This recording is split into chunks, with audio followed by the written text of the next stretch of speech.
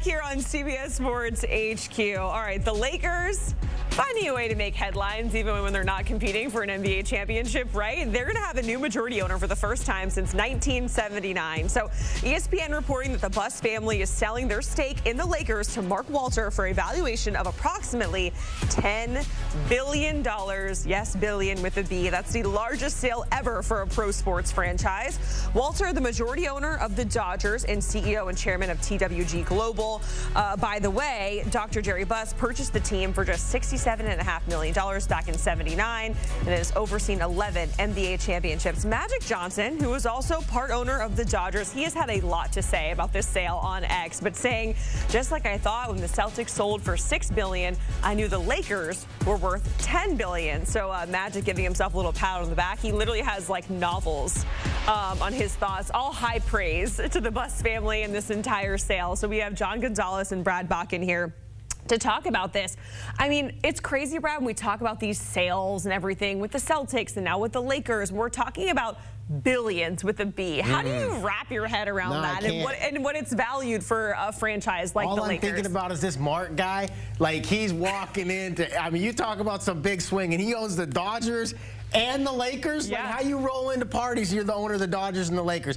You know, it's incredible what sports have become from a financial standpoint. It really, it's mind-blowing. People like us, we can't wrap our heads around the B. It's too much. But to see what Jerry Buss paid for this team and what it's worth now, and all I'm thinking about is how much more Luka Doncic made it worth. I don't know if you can put a valuation on that, but to know that the Lakers are going to be the Lakers with a premier player in the league for the next decade, it has to be something on that price tag that's like, I'm pretty happy we swung that deal for Luka, because the Lakers were about to maybe dip into kind of like a lull in the post-LeBron era. I don't know, maybe they're still worth $10 billion on the brand, but the Luka trade didn't hurt. And Luka is, you know, we're talking about Magic Johnson, right? And that he is having all these things to say, but Luka certainly had things to say as well. I believe we had his tweet once this whole sale went up, and he was saying, the Lakers are an amazing organization. I'm looking forward to meeting Mark and excited about the future. I'm also grateful to Jeannie and the Buss family for welcoming me to LA, and I'm happy that Jeannie will continue to be involved. I look forward to working with both of them to win championships. So, John, how do you think this is going to impact Luka? And we think of just the Lakers as a whole in the offseason, right? We'll get to LeBron in just a moment. But with Luka, I guess on the surface, seems like he's okay and content about it. Well, I think it's interesting that he points out the Jeannie component, because Jeannie evidently has a clause written into this contract that she'll retain 15%, the Buss family will retain 15% of the ownership stake. And that's important because in order for her to continue to serve as governor of the team, that's the minimum threshold. It's 15%. Now, if you remember what happened when Mark Cuban sold the team, the Dallas Mavericks, he had sort of a gentleman's agreement with the new ownership group, the Adamans, and they had said, or he had thought at least, that he was going to continue to be in charge of basketball operations and running the franchise. Well, sooner rather than later, he got pushed aside, and he was should know better. Right, he's a smart guy. Get it in writing, right, Mark Cuban? Well, Jeannie Buss got it in writing, so now at the very least for the next couple of years, Jeannie Buss will continue to run that organization. So it's a really sweetheart deal. At first I thought to myself, man, because what Brad said, you know, thinking back to when Dr. Buss bought the team at $67.5 million in the 70s, which is absolutely... They probably thought that was a crazy number. Right, yeah. They thought it was a crazy number, and then you think about the return on investment, right? And I thought initially when I saw the Lakers are being sold, I thought, this is their only business. The Buss family has only been in the business of being the Lakers owners since the 70s. Why would they sell it? And then I saw the price tag. Yeah. And I went, yeah, okay, $10 billion. Yeah, that'll do it. Yeah. Let's do that. Anything with a B, you know, it's not a tough sell, right? So when we think of the Lakers and the upcoming free agents that they do have, or potential free agents for this summer, there's a long list, and of course, our guy LeBron with the player option sitting right at the top. So that's the big one that we're really honing in on. Excuse me. Dorian Finney-Smith is on there as well. A lot of guys. And Brad, when you think of the Lakers and their future and everything like that, do you think this sale is going to impact any of these guys, and especially LeBron James? No, LeBron's staying. You know, you have to look at this. You got to separate the sale from this. There's no money available to LeBron on the market. The Nets are the only team that has anywhere near max cap space. LeBron's not going to go play for a mid-level exception. So there's nowhere for him to go. The question about LeBron is next year. You know, if this is his last year, what would be surprising is if right now they negotiate, you know, he opts out, yeah. they negotiate like a longer term at a lower annual salary. But assuming he just picks up the player option, the question becomes next summer, if he's done playing for good, if somehow he would leave the Lakers can have max cap space next summer. And that starts to trickle down to other free agents like Jaren Jackson Jr. in Memphis, who can't get a max salary from Memphis because of, we won't go into the CBA minutia of it, but he's not eligible for that in Memphis. He could hold out one more year, and the Lakers could have max cap space. So the big question is what LeBron does next summer.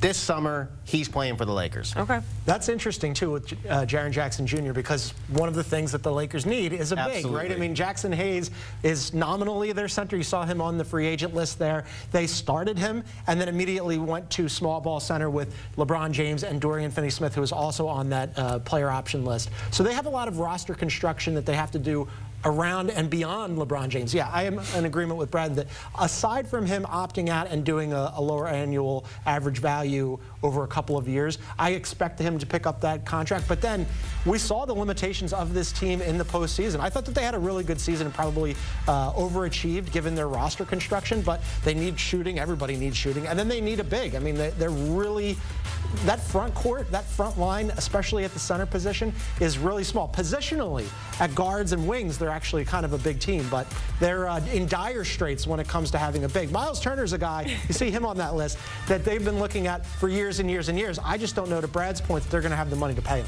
Yeah, and by the way, we have this article with the top free agents in 2025 over on CBSSports.com. Whenever there's, you know, a new big-name player or new ownership or a new head coach, we always talk about, you know, under year one, what is going to be a success? And it's obviously very different when we're talking about the Lakers. The previous ownership overseeing 11 NBA championships. So the expectations are sky high. But John, what would be, I guess, based on the roster here, if it is LeBron that he's still there and Luka, a success, I suppose, for the upcoming season for the Lakers? Still a championship. I mean, That's it. Yeah, I think so. I mean, we were a few months ago, before they traded for Luka and stunned the world, Brad and I and Bill and Sam on the Beyond the Arc podcast were talking about, man, does LeBron want to ask out? Is this time for him to go somewhere else? Because he's getting towards the end of his career if he isn't already there.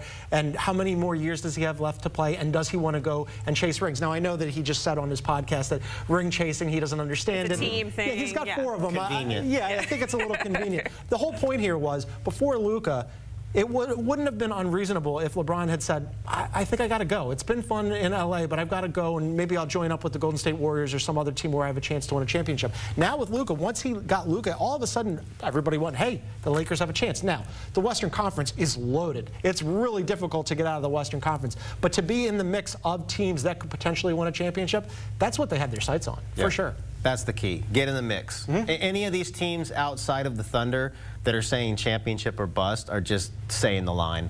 They're lying to themselves. You can say that, but all you can do in today's NBA is get into the mix. And then, I mean, the difference between the Rockets and the Nuggets and if the Mavericks get healthy and the Warriors and the Lakers is minuscule. And anybody with a halfway objective eye, even inside their own war room, knows that.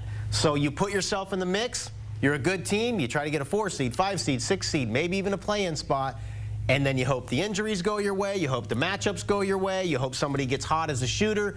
That's what today's NBA is, as the Pacers can attest to. It is about putting yourself in position and then hoping the chips fall the right way. But, you know, we saw Luka's tweet. He's not going to say, I'm really excited to get in the mix over the next few years to come. No, he won't say it. He's not going to say it, but it's win a championship. Okay. So, get in the mix. Okay, according to Brad, you might not win championships, Luka, but you can if you get in the mix, maybe. Yeah, try. Brad, John, we certainly appreciate it. John, what can we look forward to on Beyond the Arc coming up? Yeah, we've got a Beyond the Arc coming up tomorrow. It'll be on CBS Sports Network at noon Eastern with Sam Quinn. We'll talk about Game 6 tonight, and then if Oklahoma City wraps it up, we'll look at both teams moving forward.